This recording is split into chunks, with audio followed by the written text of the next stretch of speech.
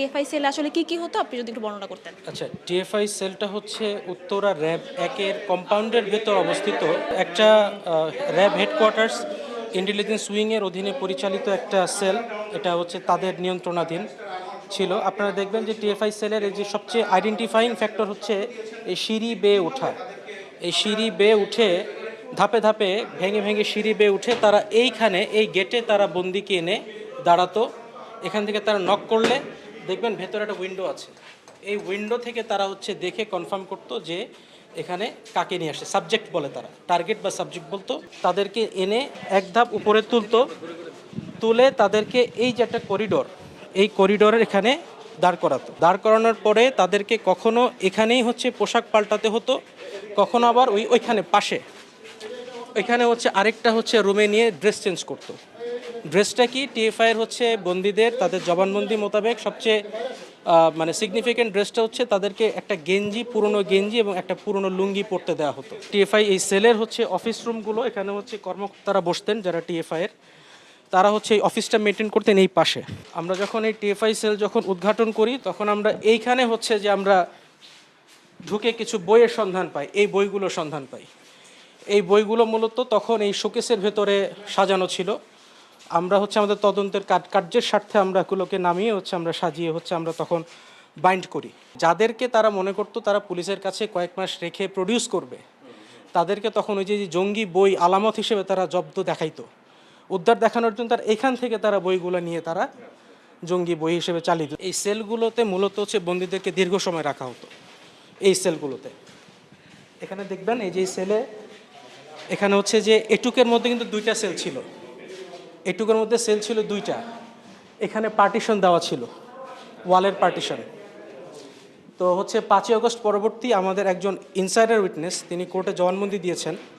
তিনি বলেছেন এগুলো তখন ডিস্ট্রয় করা হয় 5ই আগস্টের পরে, মানে 5ই আগস্ট থেকেই মূলত ডিস্ট্রাকশন শুরু হয় কয়েকদিন মিলে। আর এখানে ছিল কিন্তু আপনার যে শিক, লোহার গরাদ, যেটা বন্দীদেরকে কোনো বন্দীকে ভেতরে ঢুকিয়ে হাত পেছন দিকে এই সেলের সাথে বেঁধে রাখে, সেলের সাথে। আবার ওই পাশেও সেম, এই পাশে যে বন্দীদেরকে রাখা হতো তাদেরকে আবার এই পেছন দিকে এভাবে হচ্ছে হাত পিছমোড়া করে গ্রিলের সাথে বেঁধে রাখা হতো। এখানেও কিন্তু দুইটা সেল, দেখেন এই যে পার্টিশন দেখা যাচ্ছে, তারা ভেঙে ফেলছে দেয়ালের পার্টিশন। এখানে সেল ছিল দুইটা। এই ফ্লোরে যে কয়জন বন্দী ছিল ওনাদেরকে এখানে হচ্ছে একটা টয়লেটে নেওয়া হতো। এই টয়লেটটা তারা দেয়াল তুলে মানে বন্ধ করে দিয়েছিল। যখন বন্দির সংখ্যা বেশি হয়ে যেত তখন এই করিডোরটার মধ্যে হচ্ছে যে তখন এগুলা দিয়ে পার্টিশন করে ছোট ছোট খুপড়ির মতো বানিয়ে তাদেরকে রাখা হতো। দিনের পর দিন তারা এভাবেই তারা থাকতো। হয়তো কোনো বন্দির কোনো ফাঁকা হলে তাকে হয় গল্ফ, মানে যেটা গুম, অথবা কাউকে যদি পুলিশে হস্তান্তর করা হতো তখন তাকে পার্টিশন সেল থেকে নিয়ে ওই সেলে নেওয়া হতো। টিএফআই সেলে তো আমাদের অনেকেরই নাম আসছে যারা এখানে টর্চার হয়েছেন, তাদের কয়েকজনের নাম ধরে যদি বলতেন যে তাদেরকে এখানে জিজ্ঞাসাবাদ করা হয়েছে বা টর্চার করা হয়েছে। এখানে হচ্ছে ব্যারিস্টার আরমান ছিলেন দীর্ঘ প্রায় 8 বছর, এবং সবচেয়ে গুরুত্বপূর্ণ হচ্ছে যে এখানে আমাদের বর্তমান স্বরাষ্ট্রমন্ত্রীও কিন্তু এই টিএফআই সেলে উনি বন্দী ছিলেন। আমরা কিন্তু আমরা তদন্ত সেটা পেয়েছি, তদন্ত কাজ চলমান আছে হচ্ছে। এবং আমরা আরও যেটা যে মানে প্রমিনেন্ট র্যাবের হাতে যারাই বন্দী হতেন, র্যাব যাদেরকে অ্যাবডাক্ট করতো তারা কিন্তু হচ্ছে এখানেই তাদেরকে ম্যাক্সিমাম ক্ষেত্রে প্রাথমিকভাবে এখানে, অর্থাৎ ইন্টেলিজেন্স উইং যাদেরকে পিক করতো তাদেরকে টিএফআই সেলে রাখা হতো।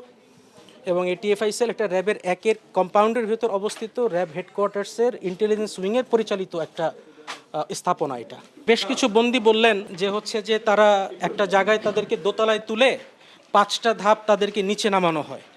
এখন এই সেই 5 ধাপ। তো আমরা হচ্ছে এরকম অনেকগুলা বন্দিশালা আমরা খুঁজেছি যে 5 ধাপ কোথাও আমরা পাইনি, কিন্তু এখানে এসে হচ্ছে আমরা দেখলাম এই সেই 5 ধাপ। এটা হচ্ছে একটা সেল ছিল যেটা আমরা পরবর্তীতে নিশ্চিত হয়েছে যে এখানে ব্যারিস্টার আরমান ছিলেন। এটাকে বলা হতো ভিআইপি রুম, কারণ এটার সাথে একটা বাথরুম ছিল, এই জন্য এটার নাম ছিল ভিআইপি সেল। আর এই যে সামনের যে ফাঁকা জায়গাটা, এটা পুরোটা ফাঁকা ছিল। টিএফআই সেলে বন্দির সংখ্যা বেড়ে গেলে তখন এখানে ওই যে কাপড়ের সেলে ছোট ছোট খুপড়ির মতো করে তাদেরকে এখানে রাখা হতো ফর দ্য টাইম বিং।